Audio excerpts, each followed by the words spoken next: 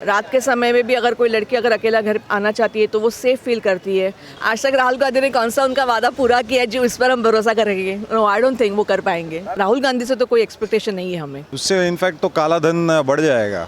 कोई अपनी संपत्ति खोल के नहीं दिखाएगा, तो अपनी संपत्ति सब अपने घर में छुपा देंगे। 370 आर्टिकल हो गया, उसके बाद अभी सीए है, फिर और एक है। हाँ, तो और भी जो है होने वाला है, तो उसके लिए उनको दोनों सभा में मतलब उतना मेजोरिटी चाहिए। सर, डिक्टेटरशिप तब आता है जब आदमी अकेला अपने आप को घोषित करता है कि मैं राजा हूँ या डिक्टेटर हूँ, या उस हिसाब से।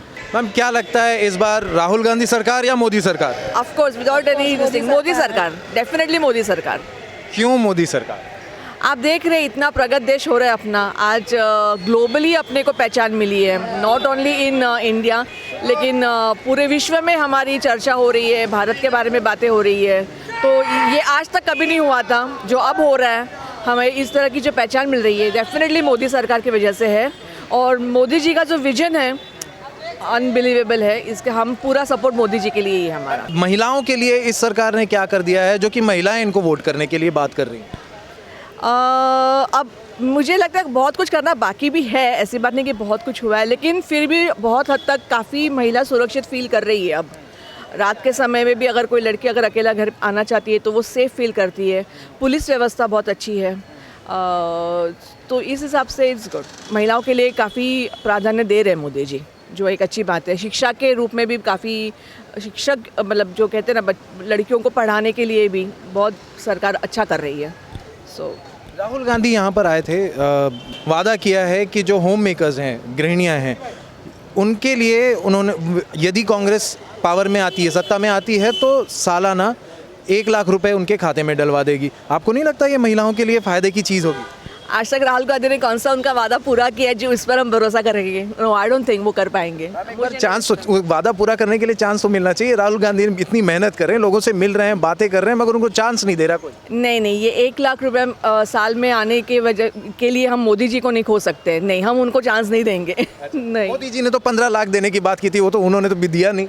चलो देखते हैं हम, लेकिन बाकी चीज़ें हो रही है ना, तो हमको ऐसा लग रहा है कि वो तो हो रहा है, भले घर में हमारा खुद का फायदा ना हो, लेकिन बाकी देश विकसित हो रहा है, ये बड़ी बात है ना। अच्छा, देश सर्वोपरि। जी, एग्जैक्टली, यस। अच्छा, राहुल गांधी और कई स्कीमों की बात कर रहे हैं, जैसे बात कर रहे हैं कि गरीबी खत्म कर देंगे। गरीबी खत्म करने के लिए इनहेरिटेंस लॉज में बदलाव करने की बात कर रहे हैं कि जो पैतृक संपत्ति है उस पे से सरकार 50% कर ले लेगी और वो गरीबों में बांट देगी। जो इसी प्रकार की स्कीमों की बात कर रहे हैं, आपको नहीं लगता गरीबी हटाने के लिए ये एक सार्थक प्रयास होगा? ये सिर्फ स्कीम्स है, वो स्कीम में ही रह जाएगी, कोई कुछ नहीं करने वाला। एटलीस्ट राहुल गांधी से तो कोई एक्सपेक्टेशन नहीं है हमें, इतना तो मैं संपत्ति पुनर्वितरण, जो वेल्थ रीडिस्ट्रीब्यूशन है, इसको समझती हैं? इतनी जानकारी तो नहीं है, लेकिन इतना मैं ज़रूर जानती हूँ कि वो कोई अपनी संपत्ति कोई नहीं देने वाला देश के लिए, इतना तो श्योर है। अगर करना था तो वो कब के कर चुके होते। नहीं कर पाए। Thank you so much. यहाँ पर जेंट्स खड़े हैं, इनसे इसी विषय पर पूछने की बात करेंगे। सर, आपको क्या लगता है, राहुल गांधी संपत्ति पुनर्वितरण की बात कर रहे हैं, आपको नहीं लगता कि ये गरीबों के लिए फ़ायदे की चीज़ है, इस पर काम किया जा सकता है? नहीं, इनहेरिटेंस टैक्स जो हम सुनते आ रहे हैं, दिस इज़ मतलब ये इधर इंडिया में नहीं चलेगा। उससे इनफैक्ट तो काला धन बढ़ जाएगा।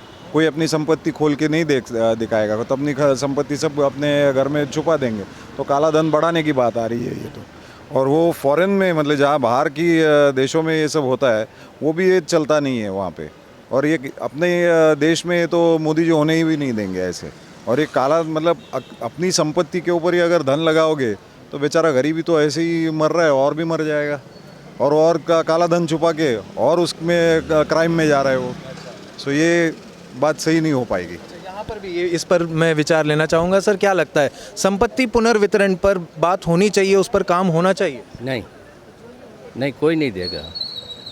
क्यों? सरकार यदि गरीबों का भला करने के लिए, गरीबी हटाने के लिए, कोई किसका भला करता नहीं है और होएगा भी नहीं, कोई नहीं देगा। यहाँ पर कोई कुछ कहेगा? सर, आप क्या कह रहेंगे? आप एक्सपीरियंस लग रहे हैं, आपको क्या लगता है, संपत्ति पुनर्वितरण होना चाहिए, नहीं होना चाहिए, सरकार ने इस पर काम करना चाहिए गरीबी हटाने के लिए? नहीं, गरीबी तो मोदी साहब भी हटा सकते हैं। अभी उनका प्रोग्राम है, आफ्टर 2025 में वो करने वाले हैं वो। तो इस बार मोदी को और एक बार चांस देना ज़रूरी है। राहुल गांधी को चांस नहीं देना चाहिए? नहीं, राहुल गांधी को चांस चाहिए, लेकिन अभी ही is not matured up to that level.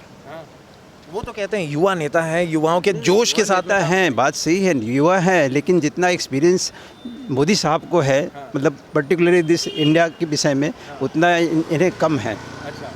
तो आपको फिर लगता है कि इस बार मोदी सरकार मोदी आएगी, फिर से उनकी गवर्नमेंट बनेगी। यहाँ पर एक बात और पूछना चाहूँगा कि मोदी जी कह रहे हैं 400 पार, ऐसा क्या काम है कि 400 पार का उनको आंकड़ा चाहिए, क्योंकि 273 में तो मेजॉरिटी आ जाती है सर। एक्चुअली क्या है, लोकसभा में 543 सीट है, उसके बाद जो राज्यसभा है उसमें उनका टोटल होता है अराउंड 520 या 700 के आसपास होता है।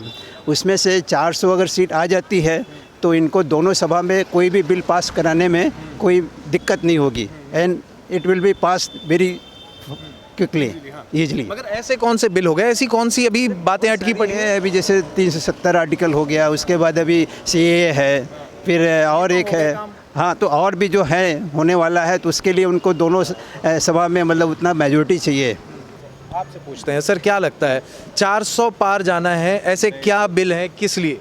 नहीं, बिल तो काफ़ी है और देश चलाना है, और देश चलाने के लिए काफ़ी, जैसे अभी थोड़ी देर पहले इन्होंने कहा कि CAA था, आर्टिकल 370 था, और स्पेस ऑर्गेनाइजेशन, काफ़ी है, बहुत सारे काम बाकी है अभी भी, और उनको करने के लिए कहीं किसी का मतलब बहुमत जो चाहिए, वो बहुमत होना ज़रूरी होता है दोनों हाउसेस में, और इसी के वजह से वो 400 पार की बात कर रहे हैं।